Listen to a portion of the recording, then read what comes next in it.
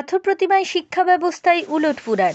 প্রাথমিক শিক্ষকদের আপ্রাণ চেষ্টায় পুনরুজ্জীবন লাভ করল বন্ধের মুখে থাকা দেবীচক জুনিয়র হাই স্কুল এবং প্লাস বিএড এবং এমএ আছে।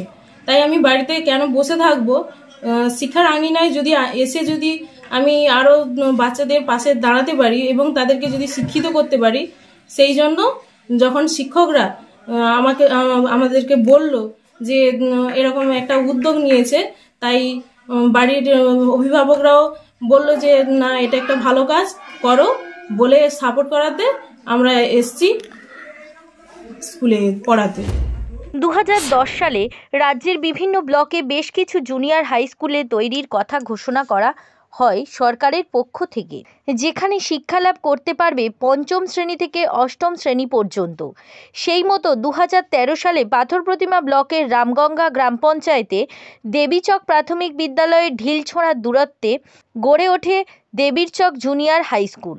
প্রথমে হাই স্কুলের অবসরপ্রাপ্ত শিক্ষকদের দিয়ে স্কুলগুলো চালানোর চেষ্টা করা হয়, কিন্তু ওই সমস্ত শিক্ষকের বয়স যখন 65 হয়ে যাওয়াতে তারা অবসর নিয়ে চলে যাবার পর বিদ্যালয় শিক্ষক শূন্য হয়ে যায়। শিক্ষকের অভাবে ছাত্রছাত্রীরা স্কুল ছাড়তে থাকে। ঠিক তখনই ত্রাতার ভূমিকায় দেখা যায় প্রতিবেশী দেবীচক প্রাথমিক বিদ্যালয়ের শিক্ষকদের। প্রাথমিক স্কুলের শিক্ষকরা বিনা পারিশ্রমিকে জুনিয়র হাই স্কুলের দায়িত্ব নেবার জন্য ইচ্ছা প্রকাশ করে, আর তাদের সাহায্যের জন্য এগিয়ে আসেন পাথর প্রতিমা উত্তর চকের অবর বিদ্যালয় পরিদর্শক শ্যামল মল্লিক। তিনি শিক্ষকদের কথার সম্মতি জানান।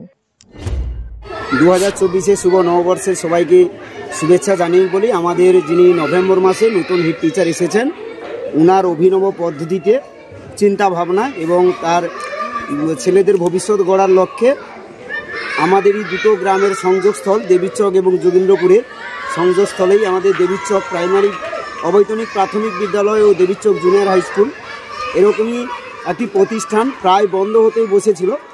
উনি আমাদের দুজনের সঙ্গে বসে এবং এসআই সাহেবের সঙ্গে আলোচনা করে যাতে এটাকে অভিনব পদ্ধতিতে আরম্ভ করা যায় বা জাগিয়ে তোলা যায়, এরকম অনেক পাথর প্রতিমা ব্লকে জুনিয়র হাই স্কুল বন্ধ হয়ে গেছে। আমাদের এই স্কুলটাই তো বন্ধই হয়ে গেছিল।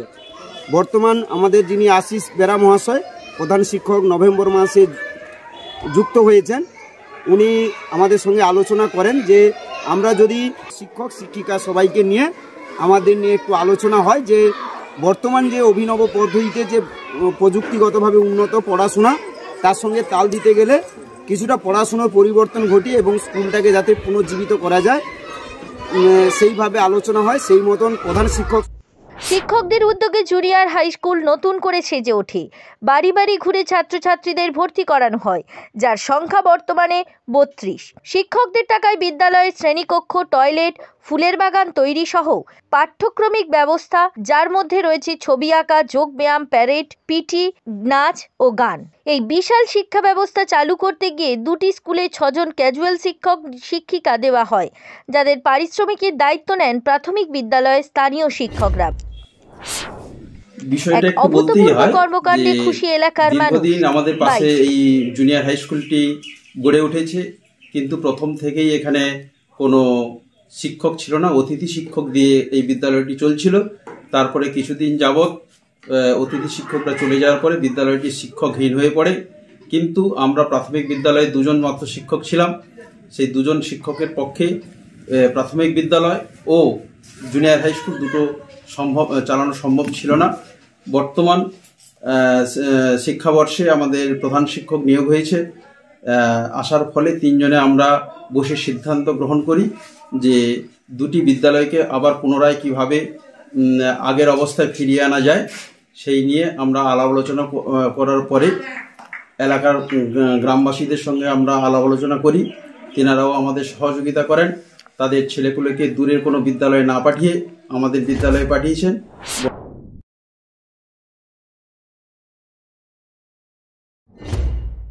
সেই সব স্কুলে চলে যেতে হতো। স্কুলেরই স্যার সবাই আমাদের বাড়িতে বাড়িতে গিয়ে এইটা আমাদের খুব ভালো লেগেছে যে আমাদের বাড়িতে বাড়িতে গিয়ে সবাইকে বললো যে এই স্কুলটা তো আগে বন্ধ হয়ে গেছিল, আমরা দায়িত্ব নিয়েছি তোমাদের ছেলে মেয়েদের যদি ভর্তি করাও তাহলে আমাদের স্কুল তো ভালো চলবে।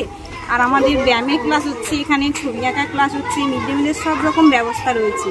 তাই তোমরা কি পড়াশোনা করতে চাও? যদি হয় তাহলে তো আমাদের স্কুলটা ভালো চলবে। তাই আমরাও ভালো, ঠিক আছে ভর্তি করে দাও স্যার। দক্ষিণ চব্বিশ পরগনা জেলা যেমন জেলাবাসী হিসাবে আমাদের গর্ব, তেমন এই দক্ষিণ চব্বিশ পরগনা জেলায় আবারও পুনরুজ্জীবিত হলো একটি বন্ধ প্রায় জুনিয়র হাই স্কুল। এগিয়ে চলল স্কুলটি। ব্যুরো রিপোর্ট, জেলার বার্তা। পাতিবুনিয়ার সমুদ্র সৈকতের রিসর্ট বালুচর, থাকা খাওয়ার সুব্যবস্থা রয়েছে, গ্রাম্য পরিবেশ। পাতিবুনিয়ার জঙ্গলে রয়েছে বুনো শূকর হরিণ। দীঘা বকখালি মৌসুমি নয়। এবার আসুন পাতিবুনিয়ার রিসর্ট বালুচরে। সুর ভবন, দেশি ও বিদেশি বাদ্যযন্ত্রের বিশ্বস্ত প্রতিষ্ঠান। গার্লস স্কুল রোড, রায়ভিলার প্রথম গলি, ডায়মন্ড হারবার।